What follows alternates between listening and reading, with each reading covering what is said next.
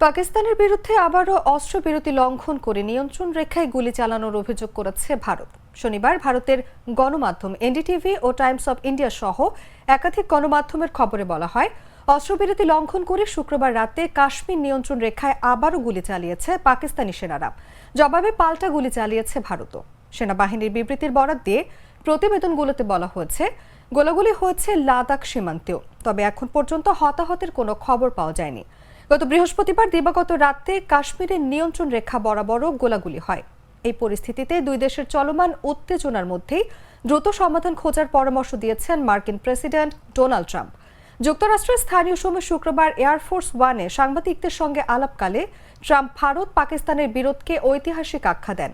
বলেন, ভারত পাকিস্তান নিজেরাই কোনো না কোনোভাবে এটি মিটিয়ে নেবে। এর আগে মার্কিন পররাষ্ট্র দপ্তরও জানায়, কাশ্মীরের পরিস্থিতি নিয়ে ওয়াশিংটন কোনো অবস্থান না নিলেও তারা দ্রুত পরিবর্তনশীল পরিস্থিতি পর্যবেক্ষণ করছে। এছাড়াও যুক্তরাজ্য সরকার তাদের নাগরিকদের ভারত পাকিস্তান সীমান্তের 10 কিলোমিটারের মধ্যে ভ্রমণ না করার পরামর্শ দিয়েছে।